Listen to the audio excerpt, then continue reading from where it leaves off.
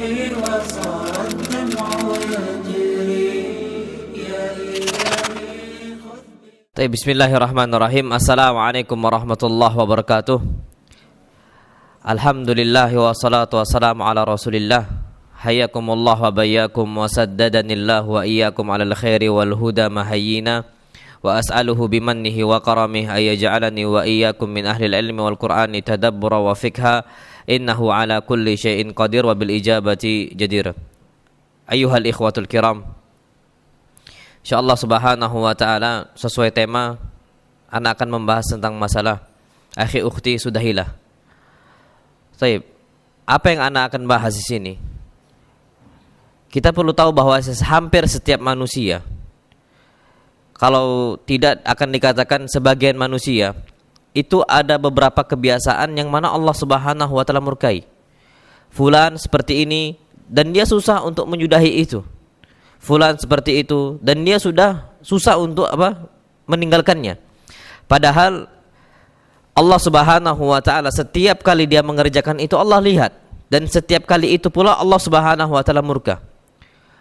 Maka dari itu ayyuhal ikhwatul kiram, di sini ada beberapa dosa yang dia itu akan memiliki dampak yang gak bisa ditinggalkan oleh pelakunya. Sampai seperti itu.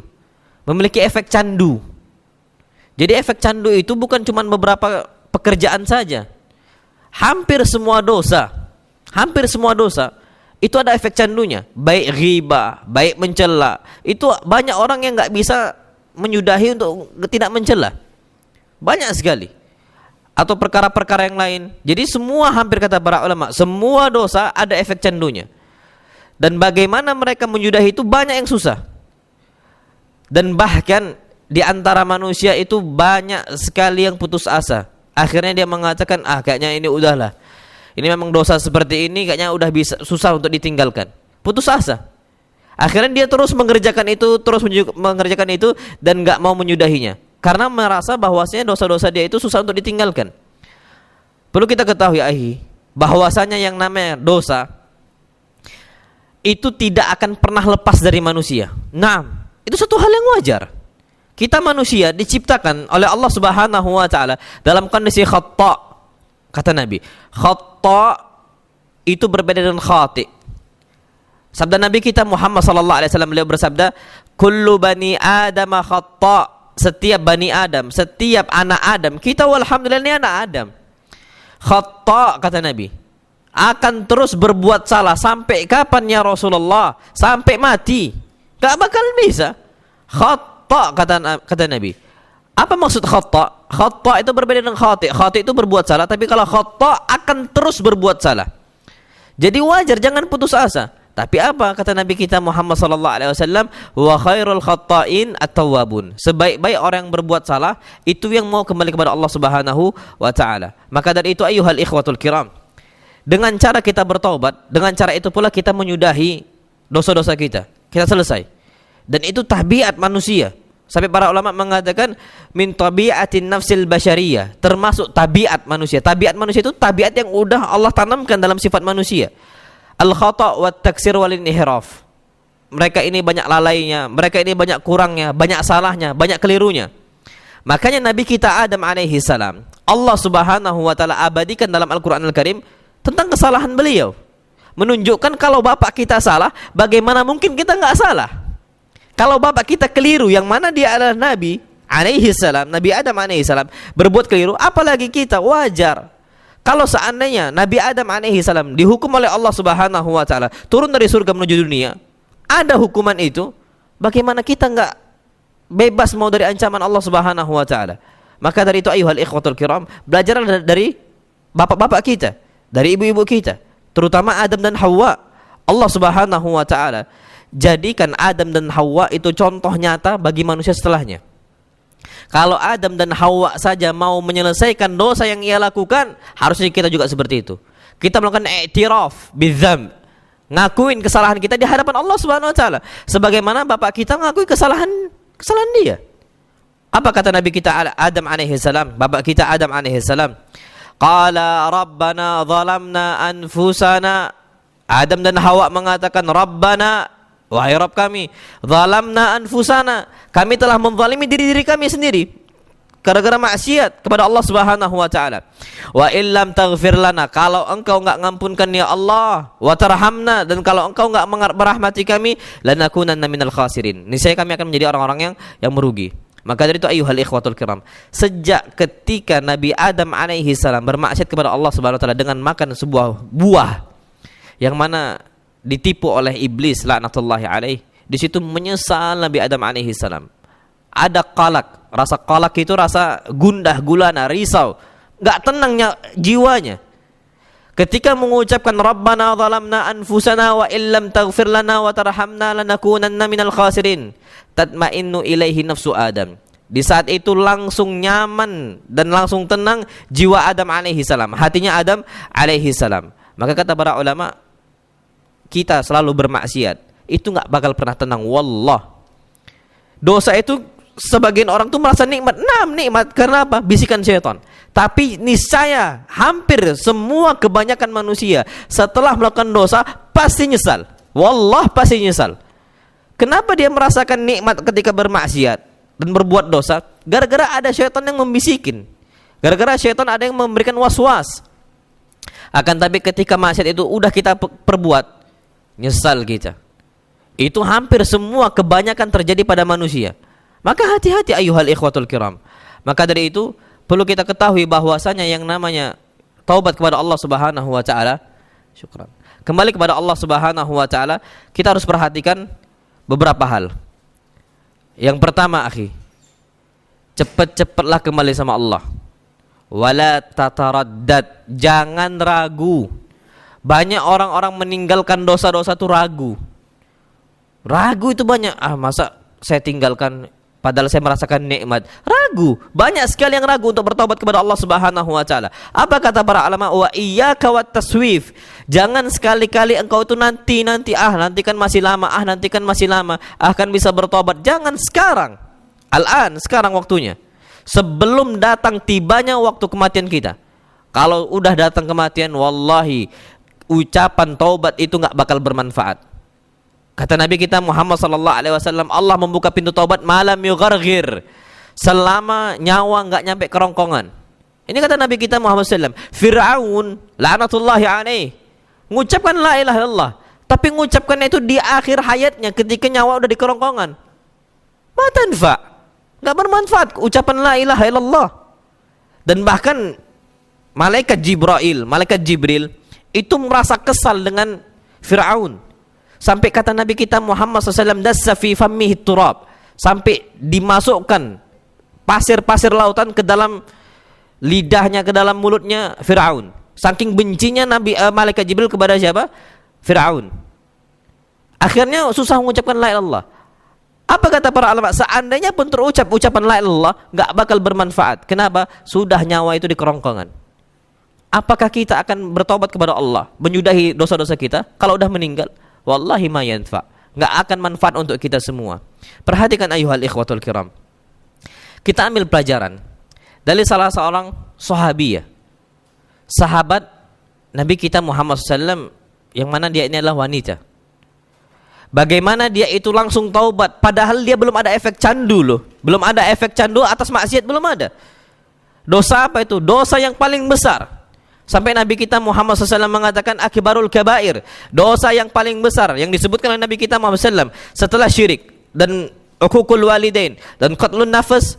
Setelah syirik, durhaka, membunuh nyawa, yang berikutnya adalah zina. Wanita ini berzina dan dia tahu dosa itu dosa yang besar, dan dia berzina cuman sekali, ghamidiyah, belum ada efek candu. Tapi bayangkan apa kata para ulama, yang namanya kubuhul fahisha, jeleknya perbuatan zina, itu ada di hatinya, dan bahkan dia itu merasa enggak nyaman. Hati itu merasa panas di situ, risau, takut Allah Subhanahu wa taala enggak terima taubatnya ghamidiyah. Dan dia ketika itu enggak mau cuman bertobat antara dia dengan Allah Subhanahu wa taala, enggak. Karena dia tahu bahwasanya orang yang udah berzina itu harus dihukum rajam. Ketika dia belum dihukum rajam, selama itu pula dia risau dan takut dosa dia enggak diampunkan. Kalau ghamidiyah sampai seperti itu, bagaimana mungkin kita ini merasa nyaman-nyaman saja untuk bermaksiat kepada Allah? Ghamidiyah cuman sekali ya akhi. Ghamidiyah cuman sekali ya ukhti. Cuman sekali wallah. Zina.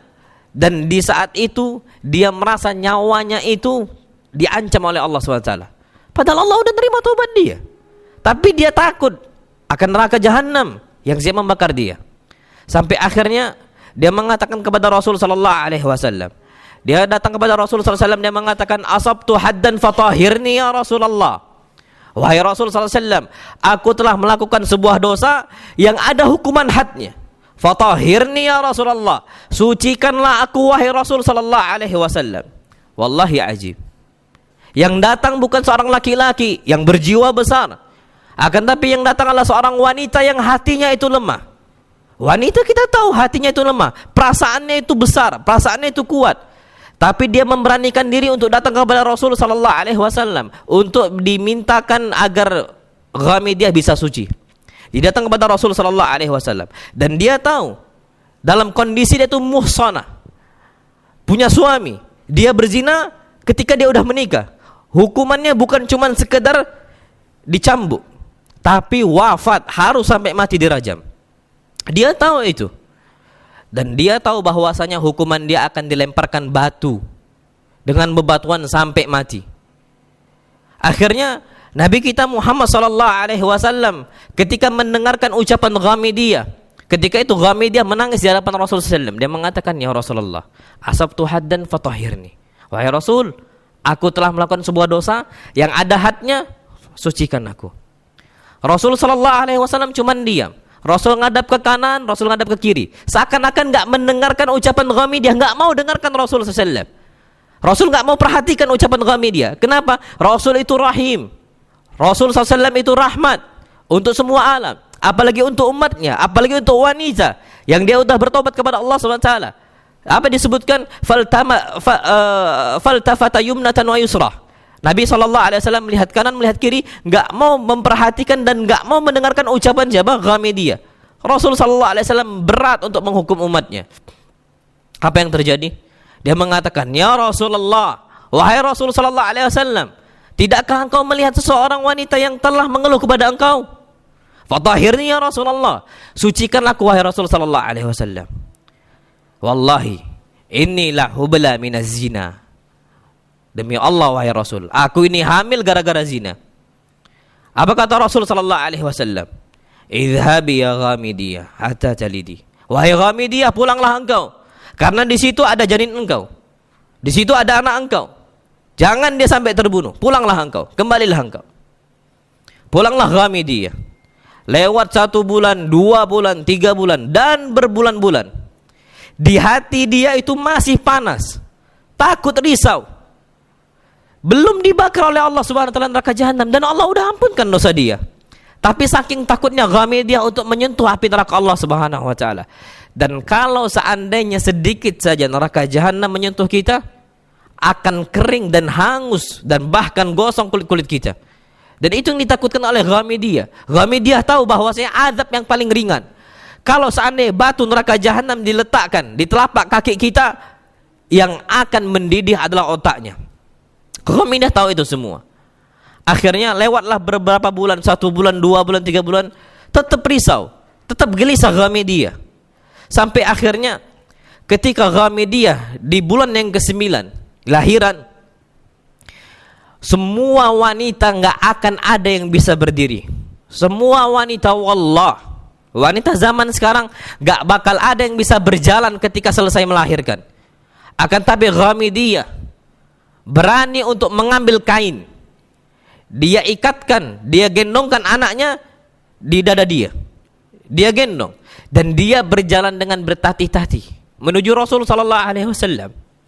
Dan dia mengatakan, "Ya Rasulullah, hadza wildi, ini adalah anakku.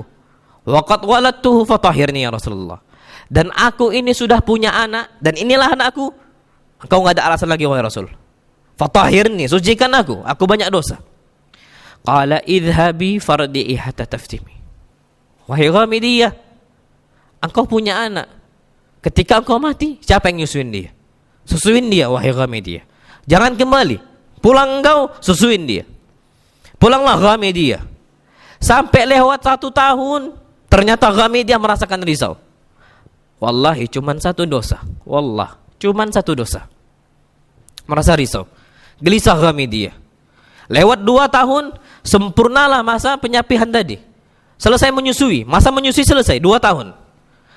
Maka Ghamidiyah ketika itu melihat anaknya sudah bisa berjalan, sudah bisa bermain. Ketika itu Ghamidiyah udah tahu masa menyapinya sudah tiba. Ghamidiyah pun bersedih. Bukan bersedih ketika dia itu apa-apa, bukan. Tapi bersedih ketika meninggalkan anaknya. Wallahi ya akhi, kita laki-laki enggak bakal ada yang rela dipisahkan dengan anak-anaknya. So, wallahi wala yaum wahid wala yaumain, 1 hari, 2 hari, 3 hari, enggak bakal ada yang bisa tinggalkan anaknya. Dalam kondisi kita enggak tahu siapa yang ngurus anak-anak kita. Enggak akan bakal enggak ada kan yang berani. Tapi Ghamidiyah radhiyallahu taala anha tahu kondisi itu. Dan bahkan tahu dampak yang akan terjadi dan bahkan resikonya. Ghamidiyah radhiyallahu taala anha berusaha bagaimana bisa diterima oleh Rasul sallallahu alaihi wasallam. Ghamidiyah ambil kisratu khubz. Ambil potongan roti. Diletakkan di tangannya anaknya Ghamidiyah. Berjalanlah Ghamidiyah kepada Rasulullah sallallahu alaihi wasallam bawa anak tadi. Ketika itu Ghamidiyah mengatakan, "Ya Rasulullah, wahai Rasul sallallahu alaihi wasallam, hadza waqad fatamtuhu." Wahai Rasul sallallahu alaihi wasallam, ini adalah anakku dan engkau enggak ada lagi alasan untuk menolak aku. Fatahhirni ya Rasulullah. Sucikan aku wahai Rasul sallallahu alaihi wasallam. Rasul sallallahu alaihi wasallam hanya bisa menangis. Rasulullah sallallahu ambil anaknya, Rasul berikan untuk salah seorang sahabat Nabi kita Muhammad sallallahu alaihi wasallam. Rasul kasih, Rasul belikan. Ketika itu Rasul sallallahu alaihi wasallam memerintahkan untuk membuat sebuah lubang. Rasul sallallahu alaihi wasallam gali lubang tersebut. Kemudian Ghamidiyah diperintahkan untuk masuk ke dalam lubang tersebut. Dan Rasul sallallahu alaihi wasallam mengatakan, "Urmuha bil hijarah." Wahai para sahabatku, lemparkanlah sekarang Ghamidiyah dengan bebatuan. Dilemparkanlah semua bebatuan tadi. Akan tapi terjadi pada Khalid ibn Walid. Khalid ibn Walid, panglima Rasul sallallahu alaihi wasallam, panglima perang. Ketika itu Khalid ibn Walid ada ghirah di hatinya. Ada ghirah, kecemburuan terhadap agama. Kenapa seorang wanita sahabiyah ada yang berzina padahal ada suaminya? Gak rela Khalid ibn Walid, murka Khalid ibn Walid. Ketika itu Khalid ibn Walid mengambil batu yang besar. Khalid campakkan kepada kepala Ghamidiyah sampai muncratlah kepada wajahnya Khalid ibn Walid darahnya tadi Ghamidiyah. Langsung dicela oleh Khalid bin Walid dan marah Khalid bin Walid dan dia mengatakan, "Tabban laki ya Ghamidiyah." Celaka engkau wahai Ghamidiyah, darah engkau menyentuh kepala aku. Ketika itu Rasul sallallahu alaihi wasallam langsung menoleh kepada Khalid. Merasa kaget dengan ucapan Khalid bin Walid. Apa kata Rasulullah ketika mendengarkan itu? Rasul sallallahu alaihi wasallam sedih. Rasul mengatakan, "Mahlan ya Khalid." Wahai Khalid, apa yang kau ucapkan? Mahlan ya Khalid. Berhentilah wahai Khalid, jangan ucapkan itu. Fa wallahi laqad tabat taubatan law qusimat baina sab'ina min ahli al-Madinati lawasyatuhum. Demi Allah wahai Khalid, seandainya taubatnya Ghamidiyah itu dibagikan untuk 70 penduduk Madinah, lawasyatuhum, cukup untuk mereka semua. Wallahi bukan cukup untuk Ghamidiyah saja, tapi untuk semua 70 penduduk Madinah. Apa kata Rasul sallallahu alaihi wasallam? Jangan cela Ghamidiyah. Apa kata Rasul SAW? Dia telah berenang di sungai-sungai surga.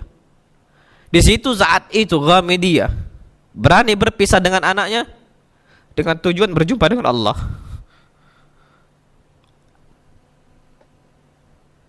Antum ada enggak rasa-rasa rindu sama Allah? Ghamidiyah rindu wallah dengan Allah. Dia yang ngasih rezeki, Allah yang ngasih rezeki untuk Ghamidiyah.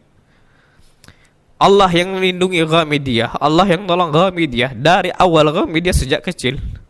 Yang jaga Ghamidiyah sejak kecil wallahi Allah, cuma Allah. Di saat itu kerinduan Ghamidiyah datang untuk Allah Subhanahu wa taala. Di saat itu dia senang dan bahkan apa kata Rasulullah SAW, saking bahagianya Ghamidiyah dia telah berenang di sungai-sungai surga. Ketika itu Umar bin Khattab radhiyallahu taala anhu mendapati Rasul sallallahu alaihi wasallam memerintahkan agar Ghamidiyah disolatkan. Di saat itu Ghamidiyah diletakkan di hadapan Rasul sallallahu alaihi wasallam dan semua para sahabat Nabi sallallahu alaihi wasallam bermakmum di belakang beliau. Dan ketika itu jamaahnya banyak. Umar merasa takjub, ghirah lagi seperti Khalid bin Walid. Apa kata Umar bin Khattab radhiyallahu ta'ala anhu? Ya Rasulullah, atusalli 'alaiha wa qad zanat? Wahai Rasul, bagaimana mungkin engkau akan mensolati Ghamidiyah dan dia telah berzina? Wahai Rasul, apa kata Rasulullah SAW? Mahlan ya Umar, wahai Umar, berhentilah wahai Umar. Walaqad tabat taubatan law qusimat baina sab'ina min ahli al-Madinati lawazadhum. Kalau seandainya dibagikan untuk 70 penduduk Madinah taubatnya Ghamidiyah, cukup untuk mereka semua. Di saat itu Umar pun ikut mensolati di belakang Rasul sallallahu alaihi wasallam. Maka dari itu akhi ukhti, kita tahu bahwasanya ini Ghamidiyah cuma sekali kesalahan, dia menyesalnya betul-betul menyesal. Bapak kita Adam alaihi salam cuma satu kesalahan.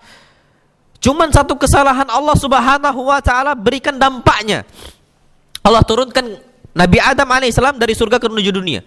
Bagaimana mungkin kita dengan berkali-kali kesalahan kita merasa nyantai dan aman dari azab Allah Subhanahu wa taala? Maka dari itu ayyuhal ikhwatul kiram, itulah namanya dosa maksiat. Dosa maksiat itu kalau seandainya terjadi pada seorang mukmin, pasti dia akan merasa gelisah. Pasti dia akan berusaha untuk menyudahi itu. Tapi kapan hati kita tidak ada masalah sama sekali dengan dosa dan merasa aman-aman saja, berarti di saat itu kita tidak lagi iman itu tidak lagi banyak. Di saat itu iman tidak lagi tinggi ayyuhal ikhwatul kiram. Maka dari itu ingatlah bahwa yang namanya dosa akan menyakiti kita, akan menyakiti hati-hati kita. Maka Allah Subhanahu wa taala berfirman, "Wa man lam yatub fa ulaika humudz zalimun." Barang siapa yang tidak mau bertobat kepada Allah Subhanahu wa taala, faulaika humudz zalimun. Mereka lah orang-orang zalim. Nasihat para ulama, anggaplah amal kita ini banyak, anggaplah amal kita ini tinggi, anggaplah amal kita ini besar. Apa kata para ulama? La tastakthir a'malaka. Jangan sekali-kali engkau menganggap jasa engkau itu besar, nganggap amal itu besar, nganggap amal kita itu tinggi. Wallahi jangan. Fa inna istiktharaha dzambun. Karena menganggap amal kita besar, menganggap amal kita itu tinggi, menganggap amal kita itu banyak, dzambun adalah sebuah dosa. Wal arif billah man saghurat hasanatuhu wa azumat sayiatuhu. Orang-orang yang kenal Allah, dia akan menganggap semua amal dia masih sedikit dan menganggap dosa-dosa dia itu besar. Itu semua orang-orang yang kenal dengan Allah Subhanahu wa taala. Maka jangan nganggap amal kita itu banyak. Ana udah banyak beramal, jadi nggak mau bertobat. Wallahi Rasul sallallahu alaihi wasallam yang amalnya banyak, yang mana Rasul sallallahu alaihi wasallam sampai susah untuk beribadah kepada Allah, sampai kakinya bengkak di hadapan Allah untuk salat di hadapan Allah Subhanahu wa taala, dalam tujuan bersyukur kepada Allah Subhanahu wa taala, masih beristighfar dan bertobat kepada Allah Subhanahu wa taala mi'ata marrah. Setiap harinya 100 kali dan bahkan fama ziyada. Itu satu majelis. Satu kali duduk Rasul sallallahu alaihi wasallam beristighfar 100 kali.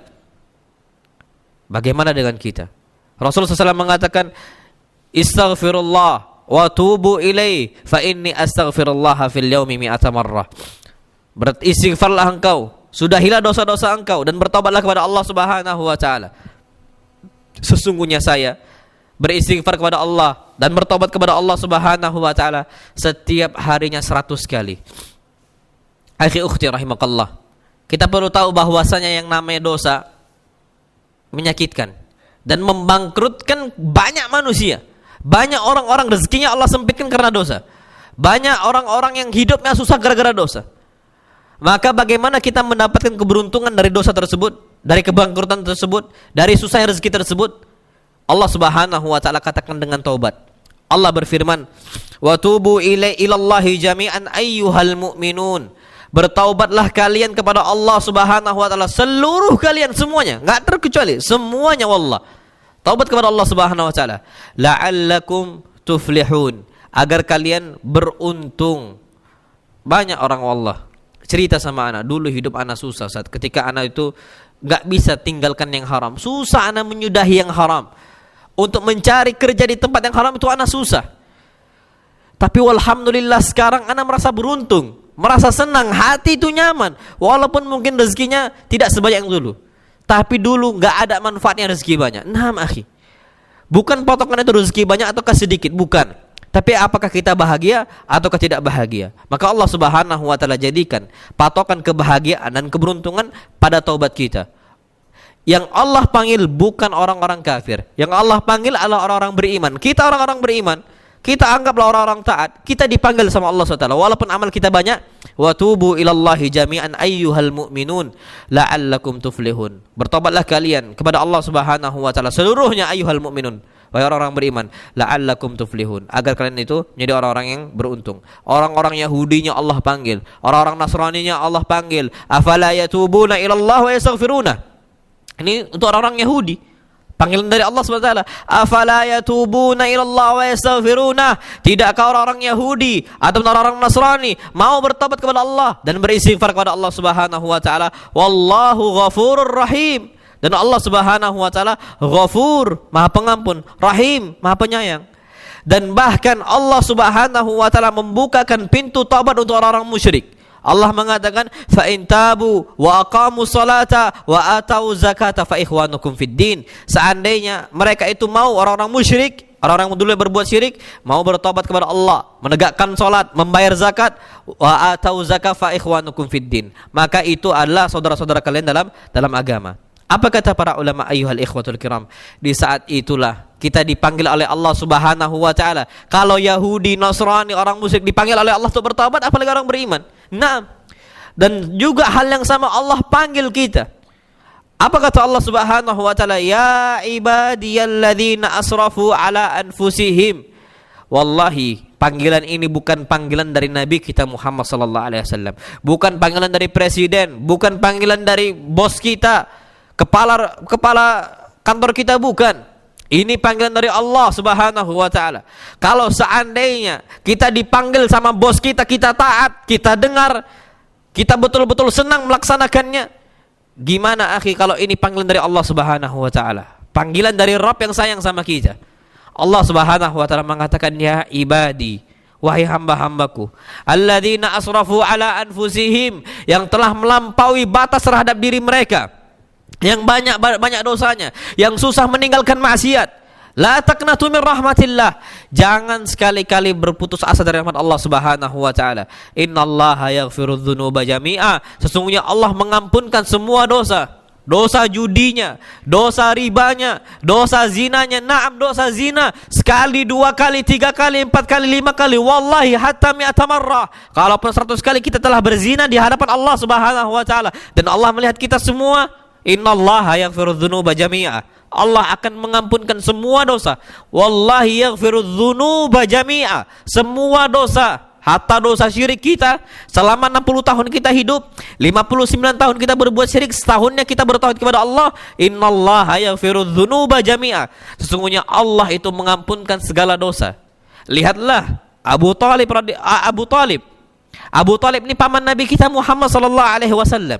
Ketika dia mau meninggal, Abu Talib dalam keadaan syirik kepada Allah Subhanahu wa taala, dalam kondisi syirik kepada Allah Subhanahu wa taala. Nabi kita Muhammad sallallahu alaihi wasallam hanya berharap 1 menit Abu Talib mengucapkan la ilaha illallah. Itu akan menyelamatkan mungkin tahun-tahun yang dulunya Abu Talib berbuat syirik. Cuman beberapa kalimat saja, la ilaha illallah. Tidak ada Tuhan yang berhak disembah selain Allah. Allah hapuskan semua dosa-dosa kita. Bertahun-tahun, berpuluh-puluh tahun, hatta mi'ata am, sampai 100 tahun. Allah terima taubat kita. Sampai Nabi kita Muhammad SAW mengatakan, ya am, qul la ilaha illallah kalimatan uhajulaka biha inallah. Wahai pamanku, ucapkanlah la ilaha illallah, ucapan yang ringkas. Aku akan bela engkau di hadapan Allah. Aku akan bela engkau di hadapan Allah, wahai pamanku. Seandainya Allah menghadap engkau ketika engkau telah mengucapkan la ilaha illallah, aku akan bela engkau. Cuman ucapan la ilaha illallah akan selamat. Dan enggak mungkin Allah Subhanahu wa taala mengadab seorang hamba gara-gara dia bertauhid kepada Allah Subhanahu wa taala. Allah hapuskan semua dosa. Wajar Nabi kita Muhammad sallallahu alaihi wasallam mengatakan, at-taubatu tajubbu ma kana qablaha. Taubat akan menghapuskan dosa-dosa yang lalu. Kenapa? Innallaha yaghfirudz dzunuba jami'a. Sesungguhnya Allah Maha mengampuni dosa-dosa semuanya. Lihatlah 3 nama Allah Subhanahu wa taala yang artinya pengampun. Ghafiridz dzam, ghafir, ghafur, ghaffar, semuanya memiliki arti Allah itu Maha Pengampun. Wallahi cuman 1 hari kita sholat, Allah akan terima. Lihatlah sahabat Nabi kita Muhammad sallallahu alaihi wasallam. Allah selamatkan dia dari api neraka. Yang dulunya dia benci Nabi kita Muhammad sallallahu alaihi wasallam. Yang dulunya dia sakiti Nabi kita Muhammad sallallahu alaihi wasallam. Baik fisiknya Nabi dia sakiti, baik kejiwaan Nabi dia sakiti, dan dia benci sama Nabi kita Muhammad sallallahu alaihi wasallam. Ketika Nabi sallallahu alaihi wasallam perang dalam perang Uhud, perang besar, yang mana ketika itu kondisi umat Islam kalah.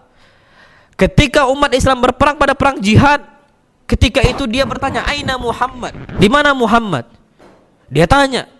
Bukan dia menanyakan untuk menyakiti Nabi kita Muhammad SAW yang dulunya dia sakiti, tapi dia bertanya tujuannya untuk masuk Islam. Apa kata kawan-kawannya? Muhammad sedang berperang, sedang perang Uhud, di gunung Uhud.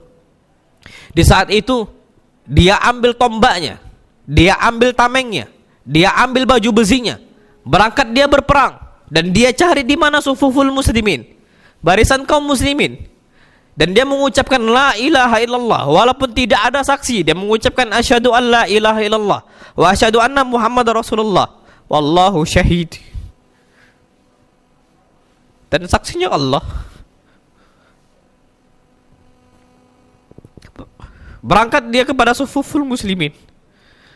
Ketika itu kabilahnya bertanya, "Wahai engkau, wahai fulan." Yang mana ketika itu kabilahnya ini sudah masuk Islam. Mendapati dia di saat itu keluarga dia yang masih kafir. Apa kata kabilahnya? "Engkau di sini untuk apa? Kalau untuk berperang, kami akan perangi engkau, karena engkau kafir." Apa kata dia? "Wa inni syahidtu alla ilaha illallah wa anna Muhammad Rasulullah." Aku telah bersaksi bahwasanya tidak ada Tuhan yang berhak disembah selain Allah, dan bahwasanya Muhammad yang dulu aku cela adalah utusan Allah. Tidak ada satupun orang yang dulu paling aku benci, sekarang yang paling aku cintai kecuali Rasulullah sallallahu alaihi wasallam. Ketika itu apa? Absyir, absyir ya fulan. Bergembiralah wahai fulan, ikut bersama kami berperang. Di saat itu ternyata dia terbunuh. Di saat itu ternyata dia meninggal. Ketika itu Rasulullah sallallahu alaihi wasallam mendapati dia di barisan kaum muslimin yang meninggal bersama dia. Ketika itu Rasulullah sallallahu alaihi wasallam mengatakan, "Tidakkah aku kabarkan tentang seorang yang dia itu Allah selamatkan dari neraka menuju surga Allah Subhanahu wa taala?" Ya dia. Cuman mengucapkan la ilaha illallah. Umur yang bertahun-tahun hidup cuman 1 hari. Apa komentar para ulama? Dia masuk surga, dakhalal jannah walam yasjud lillahi sajadah wahidah. Walaupun dia enggak pernah sujud untuk Allah walaupun 1 kali sujud. Dia enggak pernah meletakkan dahi dia untuk Allah Subhanahu wa taala walaupun sekali sujud. Wallah rahim, wallah ghafur. Allah terima taubatnya. Allah terima. Wallah, kalau kita datang untuk Allah, enggak mungkin Allah berpaling. Wallahi, kalau antum bersalah sama Anda, mungkin Anda akan berpaling sama antum. Anda kesal sama antum, Anda benci sama antum. Wallah, Allah disebutkan dalam sebuah hadis qudsi, wa rahmati sabqat ghadabi. Rahmat aku telah mengalahkan, telah mendahului amarahku. Allah ketika mendapati hambanya bertobat, Allah itu senang. Itu kata Rasul sallallahu alaihi wasallam. Maka dari itu, kul ya ibadiyalladzina asrafu ala anfusihim, yang telah kecanduan dosa, yang sering berbuat dosa, yang terus berbuat dosa, la taqnatu min rahmatillah. Jangan putus asa dari rahmat Allah Subhanahu wa taala. Wallahi, jangan putus asa dari rahmat Allah. Sampai dosa kecanduan siang malam terus Allah yang panggil. Allah mengatakan, "Ya ibadi, innakum tukhti'una bil-laili wan-nahar wa ana aghfiru dzunuba jami'a." Wahai hamba-hambaku, sesungguhnya engkau itu kecanduan berbuat dosa siang hari ataupun malam hari, engkau terus berbuat zalim sama aku. Wa ana aghfiru dzunuba jami'a, akan tapi aku akan terus mengampunkan dosa engkau. Fastaghfiruni aghfir lakum. Mintakan ampun sama aku akan ampunkan kalian, wahai hamba-hambaku. Itu kata Allah Subhanahu wa taala dalam hadits qudsi. Naam akhi. Maka dari itu, waktu yang Allah berikan untuk kita sebelum nyawa itu sampai kerongkongan kita. Dan kita enggak pernah tahu kapan kita wafat. Banyak para pemuda wafat yang dia kira dia akan meninggal di saat umur tua. Wallahi, ana mendapati kawan ana sudah meninggal, fulan sudah meninggal.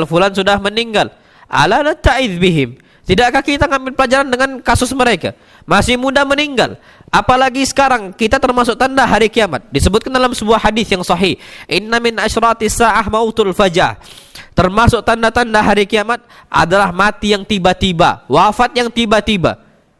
Dan kita nggak pernah tahu, tiba-tiba kita meninggal, tiba-tiba kita meninggal. Di saat itu akhi ukhti rahimakallah, kita masih muda, walhamdulillah, belum sampai mungkin umur 40 tahun, bisa jadi kita meninggal dan jumpa dengan Allah Subhanahu wa taala. Apakah kita jumpa dengan Allah dalam kondisi Allah itu ridho sama kita, ataukah kita jumpa dengan Allah dalam kondisi Allah itu murka sama kita?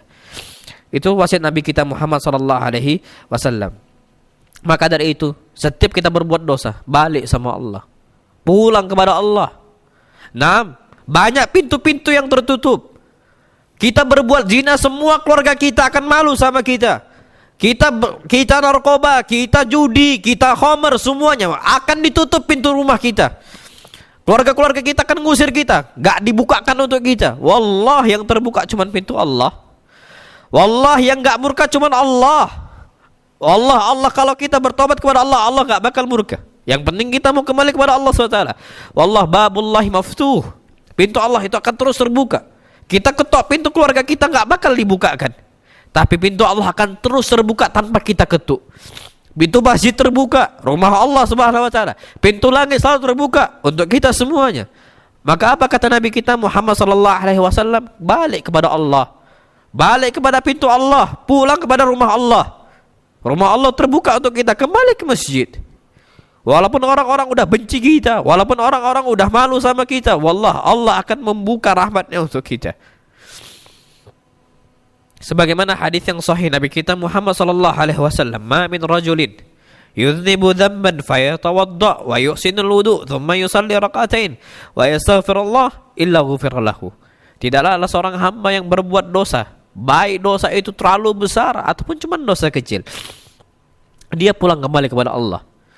Dia kembali kepada Allah, dia berwudu dan dia salat 2 rakaat. Antum tahu akhi, setiap kita berdosa, kalau kita berwudu pasti kita getar. Setiap kita sholat pasti kaki itu takut sama Allah. Karena kita tahu habis kita berbuat dosa, kita akan jumpa sama Allah dengan sholat. Siapa yang gak takut dari kita? Wallahi antum belajar, coba belajar, antum hayati tegaknya kita di hadapan Allah di dunia sebelum kita di akhirat. Kita akan menangis di hadapan Allah Subhanahu wa taala. Apa kata Nabi? Kalau dia kembali kepada Allah Subhanahu wa taala, fayuhsinul wudu, dia berwudu, tsumma yusalli rak'atain, dan dia kembali kepada Allah dengan salat 2 rakaat. Wa yastaghfirullah, dan dia dalam kondisi minta ampun kepada Allah Subhanahu wa taala, pasti Allah akan ampunkan untuk dia semua dosa dia, semua dosa dia. Maka dari itu, itulah maksiat-maksiat yang kita kerjakan, gak bakal ada putusnya kalau kita gak kembali kepada Allah Subhanahu wa taala. Dan dosa besar itu, dan dosa itu akan terus memiliki ekornya. Apa kata para ulama? Ala ta'lam, tidakkah engkau ketahui wahai akhi ukhti rahimakallah, inna min uqubati sayyi'a fi'lu sayyi'ati ba'daha, bahwasanya hukuman orang yang berbuat dosa, Allah akan jadikan efek candu bagi dia sehingga dia mengerjakan dosa berikutnya. Fa innaha tuhabbibul ma'asi ila jinsiha fatajurruhu ila mithliha. Karena dosa yang awal akan menjadikan dia itu untuk berbuat dosa yang berikutnya, yang kedua, yang ketiga, yang keempat, yang kelima, dan seterusnya, sampai tidak ada batasnya, dan mungkin batasnya cuman kematian. Cuman kematian dan kita dikembalikan oleh Allah Subhanahu wa taala. Dan itulah efek candu ayyuhal ikhwatul kiram. Dosa saja, baik dusta, berbohong, itu ada efek candunya. Kita senang untuk berbohong, kenapa? Sekali berdusta. Kita senang untuk berbuat zina, kenapa? Sekali berzina. Kita senang untuk berbuat judi, kenapa? Sekali udah coba judi. Terus seperti itu. Jangan buka pintu dosa walaupun cuma coba-coba, jangan, itu bahaya. Banyak orang kecanduan zina gara-gara nyoba zina. Terus akhirnya. Dan dosa-dosa yang berikutnya. Maka dari itu ayyuhal ikhwatul kiram, disebutkan di sini oleh Al-Imam Ibnu Qayyim rahimahullah. Perhatikan di sini. Banyak sekali orang-orang yang dia itu dihalangi oleh Allah dari bertobat dan mengucapkan la ilaha illallah di akhir hayatnya gara-gara dosa dia. Wallah banyak sekali. Disebutkan oleh Ibnu Qayyim di sini, wa qila li ahdihim wa kana tajira.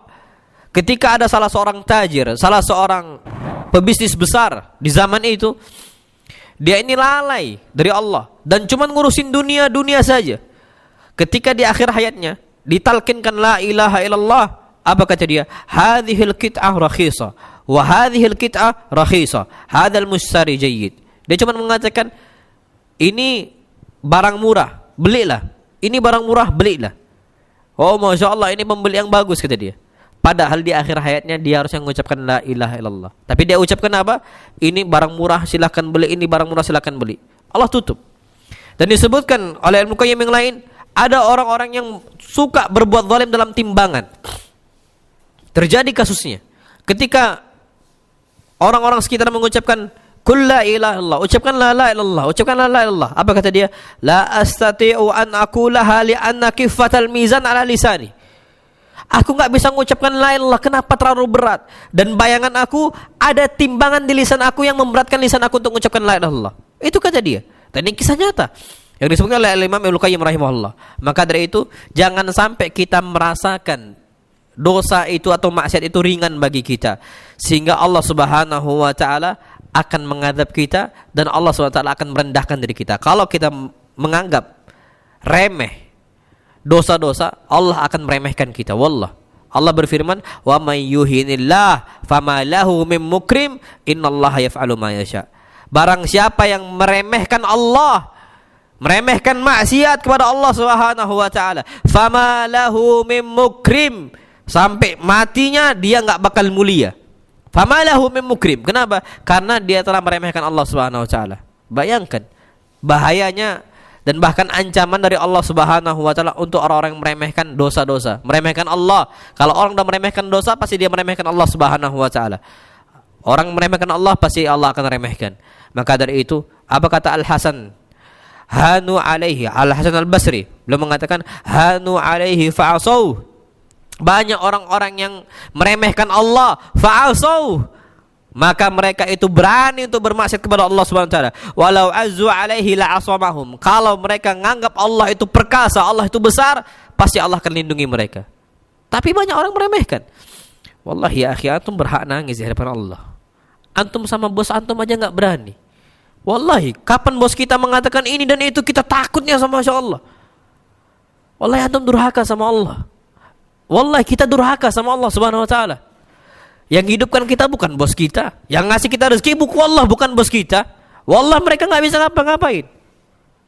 Mereka ngasih gaji kepada kita itu atas izin Allah. Kapan Allah enggak mengizinkan, enggak bakal mereka bisa gaji kita.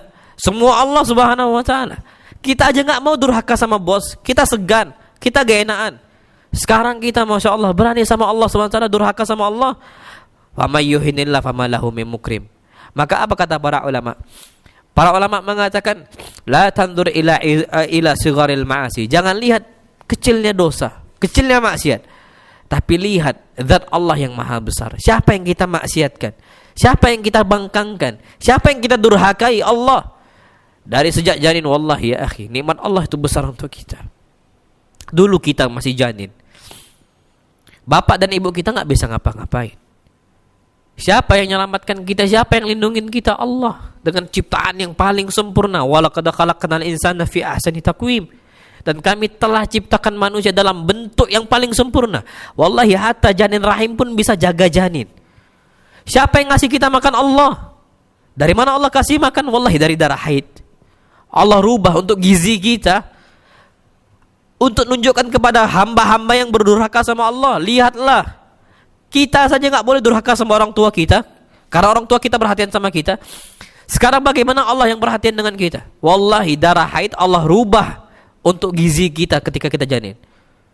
Ketika kita udah lahir dan kita wallahi merasakan di atas muka bumi ini, kita nggak tahu apa-apa, kita masih menyusui.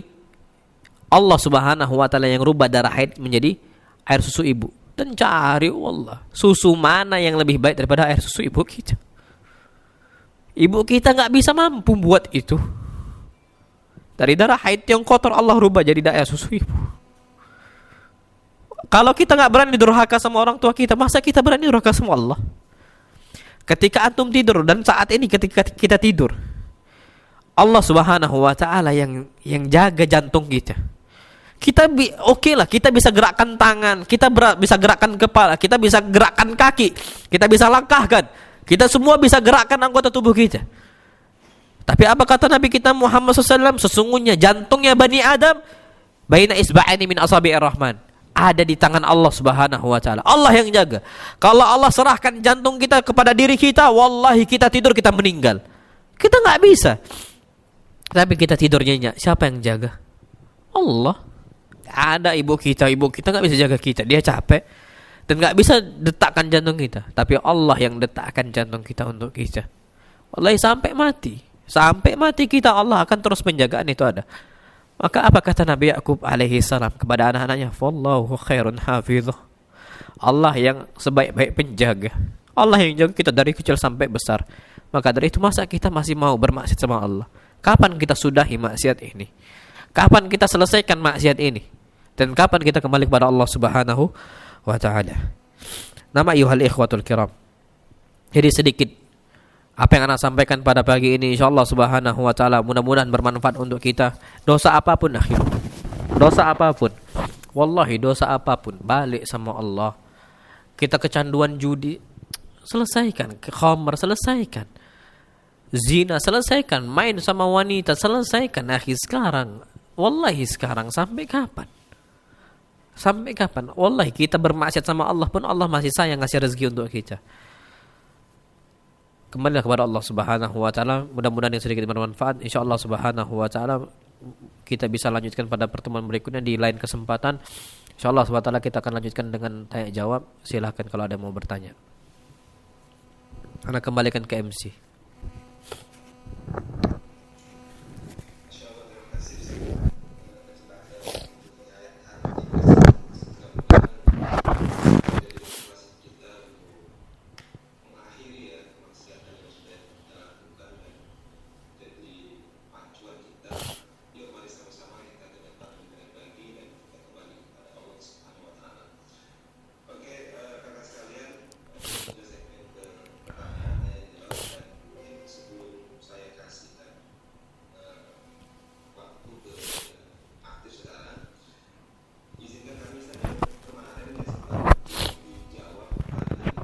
Naam. Naam.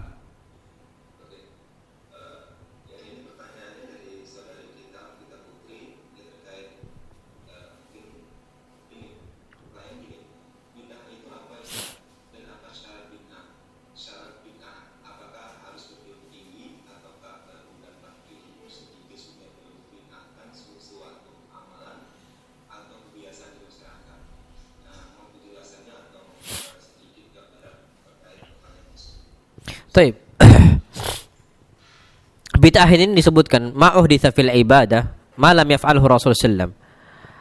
Apa yang diperbaharui dalam ibadah yang mana Rasul sallallahu alaihi wasallam tidak pernah kerjakan. Makanya dari itu Rasul sallallahu alaihi wasallam pernah bersabda, "Man ahdatsa fi amrina hadza ma laysa minhu fahuwa raddun."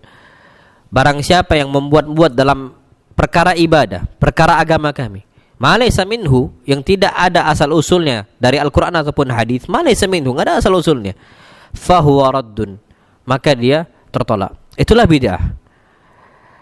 Dan di sini kata para ulama, bid'ah itu semua harus dijauhkan, harus ditinggalkan. Taib. Bagaimana, apakah orang-orang awam berhak membid'ahkan? Perhatikan di sini ayuhal ikhwatul kiram. Kita membid'ahkan sesuatu gara-gara ulama udah mengatakan itu sebuah hal yang bid'ah. Kenapa? Gara-gara tidak ada sama sekali hadis ataupun ayatnya. Dan itu tugasnya para ulama. Sebagian orang ada yang mengatakan, oh ini bid'ah, padahal ternyata Rasul pernah kerjakan.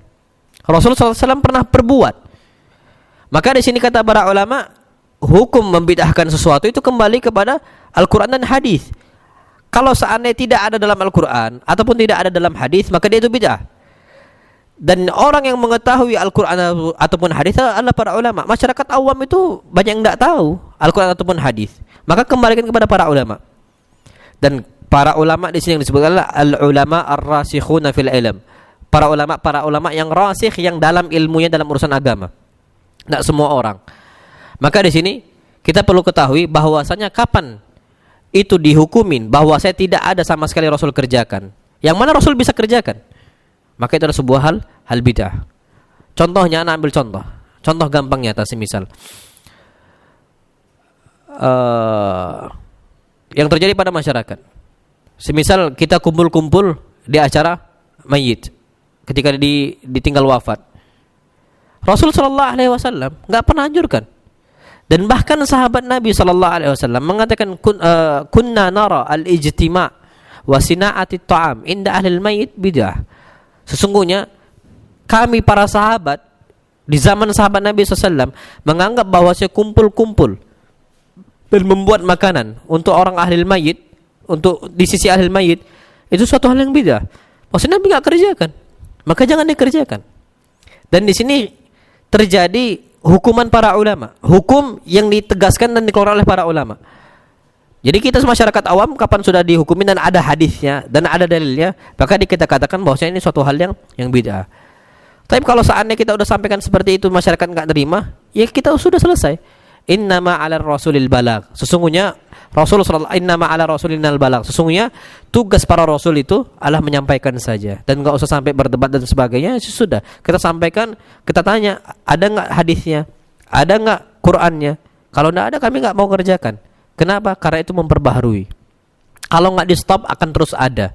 Tapi kalau udah sampai debat kusir kemarin yang seperti ditanyakan, kita tinggalkan. Sudah lebih baik kita tinggalkan sebagaimana orang-orang yang disebutkan termasuk orang-orang yang Allah cintai, wa idza marru bil lagwi marru kirama. Kalau orang-orang yang mulia itu kapan mendapati al-lagwi, hal yang sia-sia, debat kusir sia-sia, marru bil lagwi marru kirama. Mereka melewati dengan hal yang mulia dengan ucapan apa? Faqulu salama. Ucapkanlah assalamualaikum, dah tinggal antum. Itu lebih baik, udah selesai. Itu tugas kita. Nah, wallahu alam bisawab. Jadi kita sebelum membid'ahkan sesuatu, tanya dulu ulama, ada enggak hadisnya? Ada enggak dalilnya? Jangan sampai kita mengatakan oh ini bid'ah ternyata ada hadisnya. Itu terjadi. Anak ambil contoh, masya Allah. Ada yang menghukumi bid'ah mutlak. Misal zikir ngangkat suara sedikit. Padahal Nabi pernah kerjakan. Dan Ibnu Abbas pernah kerjakan. Tapi bukan untuk diimami, dipimpin itu enggak. Dan zikirnya zikir dengan zikir yang masyru'. Nabi SAW mengucapkan subhanallah, subhanallah, subhanallah, subhanallah, subhanallah, subhanallah. Ternyata ada dalilnya. Apa kata Ibnu Abbas? La nadri, la na'lam intiha as-salati illa bi dzikrin Nabi SAW. Kami enggak tahu bahwasanya Nabi sudah selesai salat kecuali dengan zikirnya beliau. Kapan Ibnu Abbas di rumahnya mendengarkan Nabi zikir, kedengaran suaranya, berarti sudah selesai sholat Nabi sallallahu alaihi wasallam. Apa kata para ulama dari situ? Dapat kita ambil faedah bahwasanya beliau itu zikirnya terkadang angkat suara. Jadi kalau untuk kadang-kadang, untuk sekali enggak mutlak ya, sesekali untuk mengajarkan umat bagaimana zikir yang disyariatkan, silahkan, enggak ada masalah sama sekali. Jadi kita sebutkan karena kayak anak sendiri pun di sebuah tempat itu jamaahnya udah tua-tua. Jadi mereka itu nggak terbiasa untuk apa. Nah, dengan cara ditalkinkan seperti itu dibolehkan. Jadi terbiasa untuk mendengarkan seperti itu. Dan itu nggak bid'ah. Tapi ingat ya, dengan zikir yang disyariatkan. Bukan zikir-zikir yang ditambah-tambahkan Al-Fatihah setelah sholat, nggak ada. Madhabnya Syafi'i juga nggak mengatakan itu. Madhab Abu Hanifah, Malik, dan Ahmad semua nggak ada mengatakan itu. Al-Fatihah ketika sholat. Ataupun ba'da salat istighfar dan zikir-zikir yang lain yang sudah disebutkan oleh Nabi kita Muhammad sallallahu alaihi wasallam. Jadi angkat suara enggak ada masalah sama sekali, tujuan untuk mengajarkan umatnya. Jadi itu enggak dikatakan zikir mutlak, bid'ah mutlak. Tapi banyak orang salah sangka, langsung dikatakan bid'ah padahal itu ada dalilnya. Jadi kita kembalikan, ada enggak hadisnya, ada enggak ayatnya? Kalau seandainya ada silahkan, kalau enggak ada maka itu bid'ah, kita tinggalkan. Wallahu a'lam bishawab. Fadhil yang lain.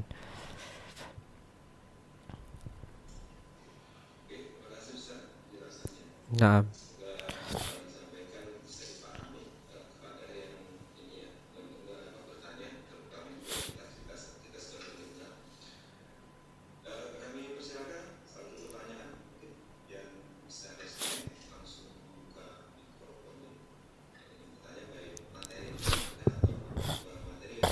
nah.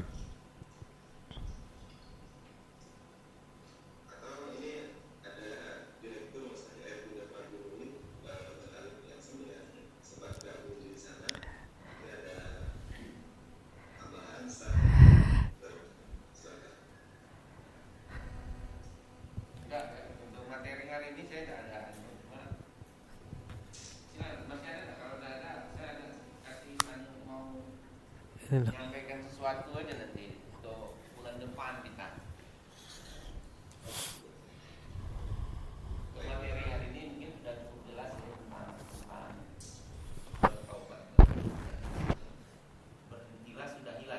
Nah, sudahilah.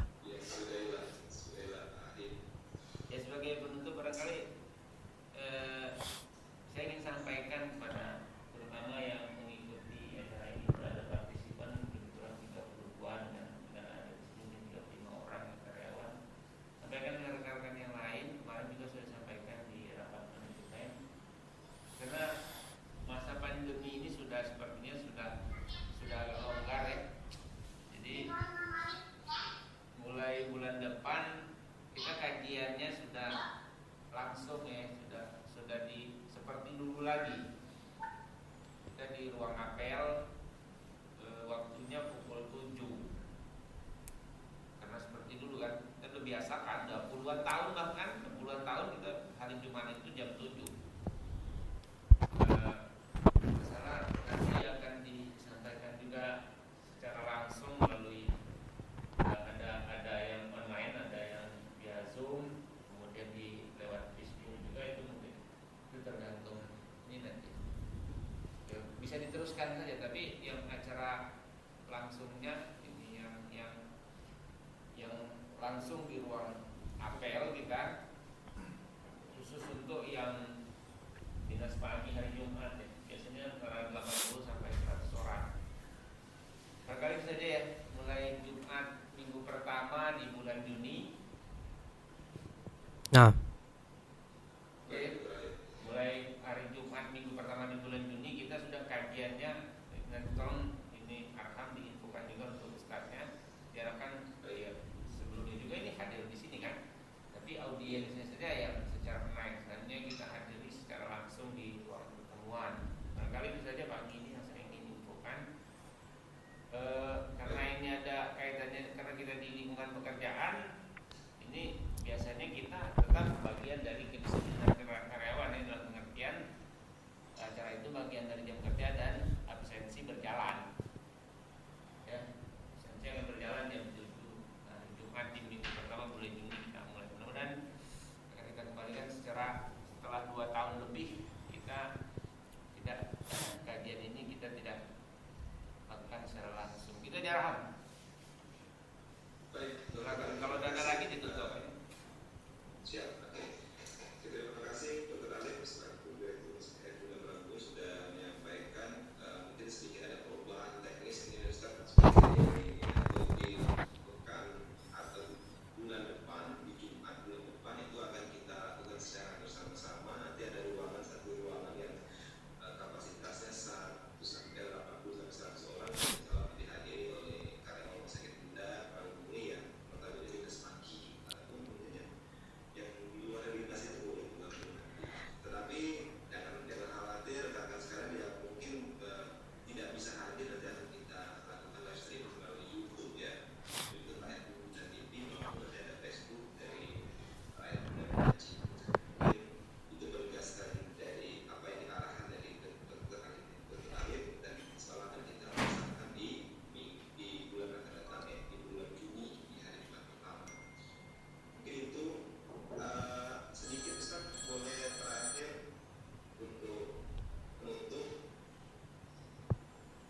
Ini ada satu Ustaz, boleh sedikit ini ya waktu boleh, bebas. pertanyaan satu sebagai mewakili partisipan hari ini dari Erni, Bu Yeni Erni, terima kasih pertanyaannya.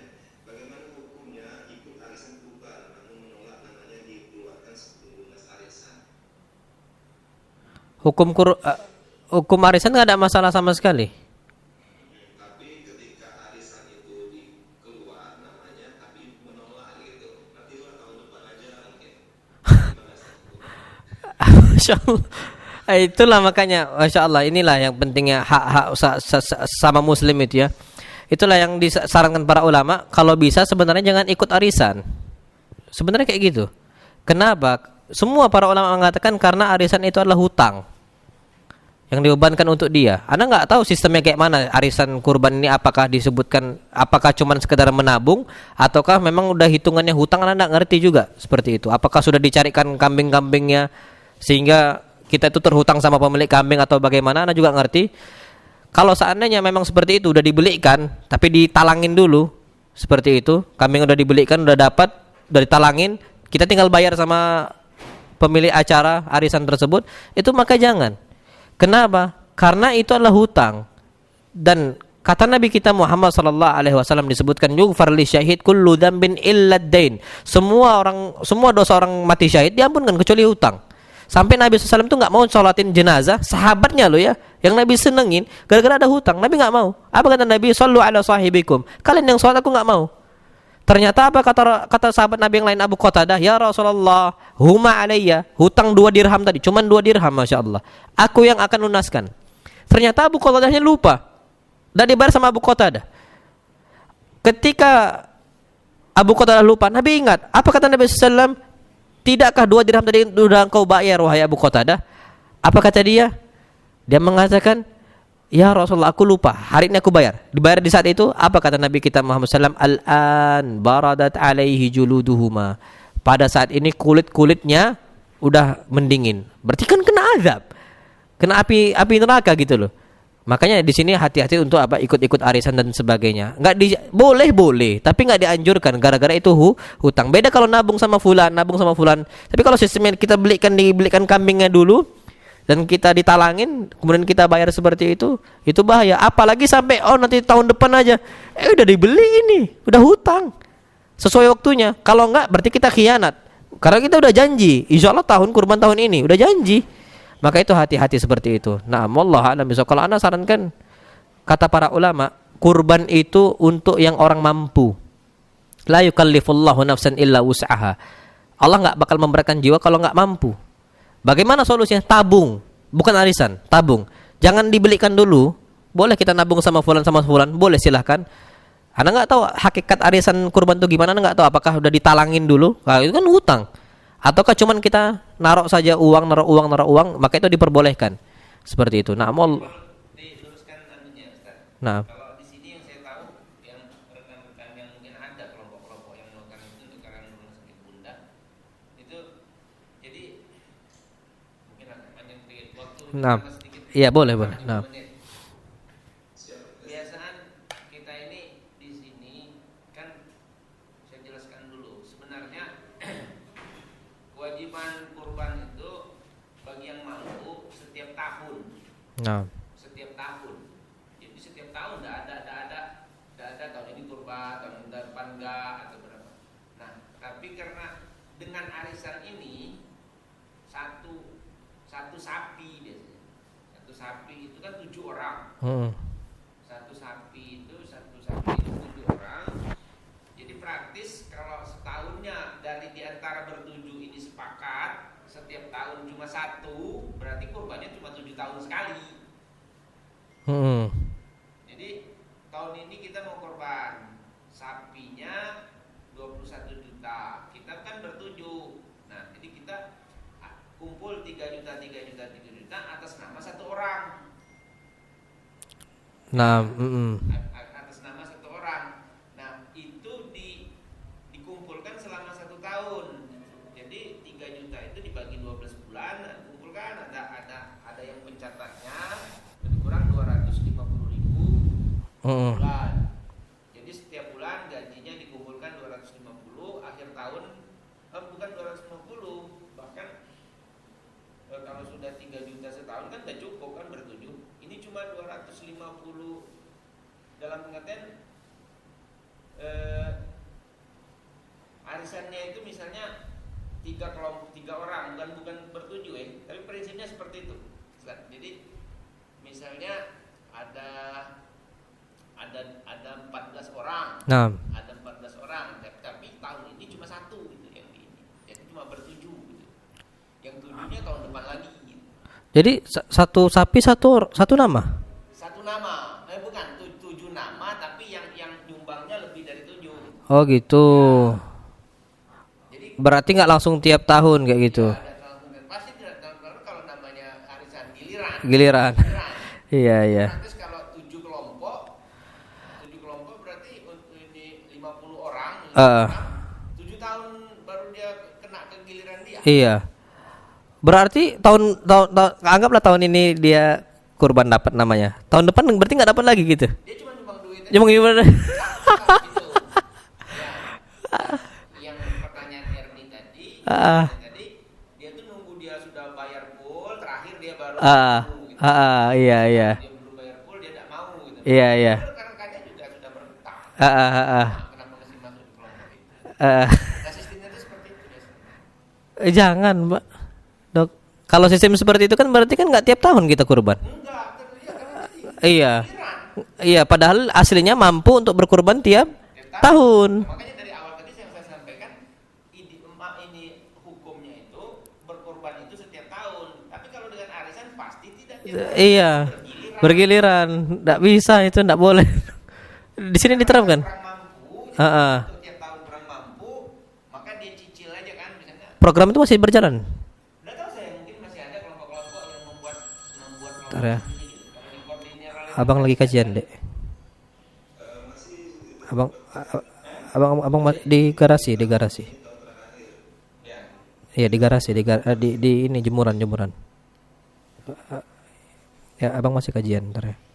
nggak tahu sistemnya itu mungkin kalau 3 tahunan berarti 3 juta itu dibagi 3 tahun gitu kan. Kan Tapi nggak boleh itu, Dok. harga sapi di tahun itu. Iya. Tahun kemarinnya 2,5 juta, tahun ini jadi 3 juta. Iya. Kalau kondisi seperti itu nggak bisa, karena aslinya berarti kan dia kurbannya nggak tiap tahun. Kalau memang yang dijelaskan sama dokter Alfian seperti itu nggak bisa. Bergiliran. Jadi kalau saran Ana ya jangan jangan ikut arisan itu. Nah, nggak boleh karena sebenarnya kita bisa kurban walaupun cuman kambing, nggak ada masalah. Nggak bisa kok bisa. Tapi kalau kasus seperti itu nggak kurban tiap tahun. Dan ini muskilah padahal dia mampu sebenarnya kurban tiap tahun. Nggak tahu siapa pelaksana program itu harus dihentikan sebenarnya. Nah, itu saran Ana sih. Gara-gara memang ya nggak syariat, nggak syar'i udah. Kesimpulannya kalau dengan sistem ini kurbannya tidak setiap tahun karena bergiliran. Iya. Ya, enggak boleh berarti, Dok. Iya. Kumpulin, nah ini cukup untuk 1 orang, padahal yang satu kelompok itu 30 orang. Iya. Enggak boleh itu, Dok. Yang satu sapi 7 berarti. Iya. Cuma 7. Iya. Padahal orangnya 30. 30. Iya, iya. Ngerti Ana? Iya. Ngerti Ana? Sistemnya seperti itu. Iya. Jadi enggak bisa Ki. Kalau memang sistem seperti itu memang harus kalau kapan terakhir udah ditiadakan. Udah enggak bisa lagi udah. Enggak boleh karena hasilnya dia bisa berkurban tiap tahun harusnya. Seperti itu. Nah, mungkin dapat difahami lah insyaallah.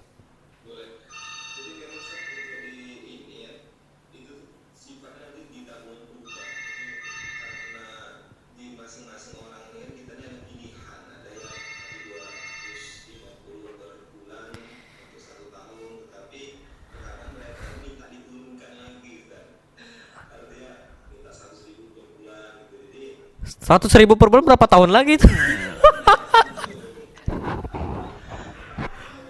Anak sedikit nasihatnya, masya Allah ya. Maksud anak itu yang pertama ini jelas itu kalau kita kan ini kalau ini sistemnya fasid, udah rusak itu, nggak bisa kita terapkan. Karena kita sangat bisa untuk kita itu bisa berkurban tiap tahun. Ana ambil contoh saja, masya Allah ya. Kalau seandainya kita 2,5, kita sumbang per bulannya, berarti kalau 12 bulan berapa? 3 juta. Cukup untuk dia kambing gitu loh. Itu kan dia berarti udah bisa tiap tahun sebenarnya.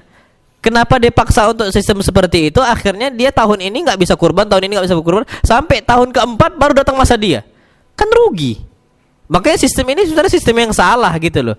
Karena disebutkan dalam sebuah hadis Nabi kita Muhammad sallallahu alaihi wasallam, man wajada sa'atan falam yudahi fala yaqrabanna masjidana fala yaqrabanna musallana, kata Nabi. Barang siapa yang dapat kemampuan, bisa dia mampu per bulan 2,5 per bulan sistem tadi ya, falam yudahi, dan dia tidak berkurban, fala yaqrabanna musallana, maka dia enggak boleh hadir Id, masuk ke musalla kami. Musalla itu maksudnya lapangan Id. Nggak boleh. Asli dia mampu, maka sistem seperti ini udah sistem yang salah. Tadi kurang kalau 2,5 masih cukup. Kan cuma 50.000 4 tahun juga ya. baru cukup. Makanya dikumpulin kira-kira untuk tahun ini dikasihkan aja dengan orang lain. Iya, ngerti. Iya. Itu namanya arisan jadi. Iya. Masya Allah. Ana cuma mau sampaikan bahwasanya kurban seperti itu tuh dengan sistem seperti itu fasid. Tidak layak seperti itu. Ya kapan antum tidak mampu, Allah berfirman la yukallifullahu nafsan illa wus'aha. Allah enggak memberikan seorang yang di luar batas kemampuan dia. Pasti Allah akan kasih keringanan. Tapi cobalah kita 100 ribu aja insya Allah udah bisa kok. Ana yakin insya Allah ada jalan-jalannya seperti itu. Belum cukup ya. Iya. Tapi masya Allah, Ana sedikit nyampaikan untuk akhi Arham itu ya. Ana punya kambing 3. Ana beli dari kecil. Dari berapa bulan gitu ya. Ana beli 2, cuman 400 ribu. Jadi 200 ribu. Kasih makan. Walhamdulillah sekarang udah bisa udah masanya untuk disembelih dan bunting. Ana juga kasihan tuh, agak mau Ana udah sayang sama kambing Ana.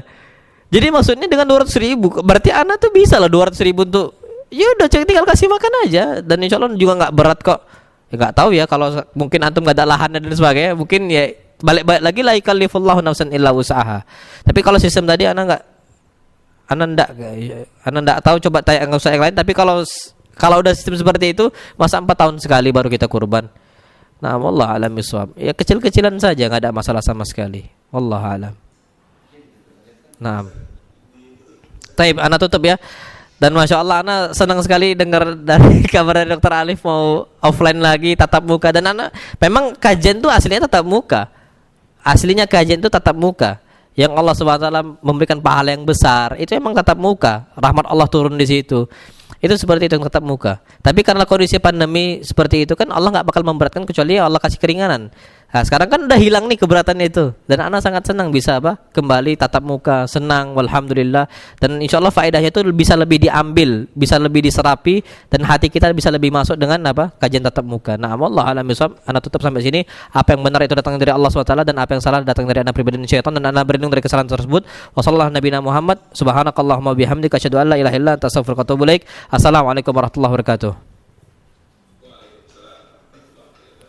Naam dok, masya Allah. Naam, iya. Naam.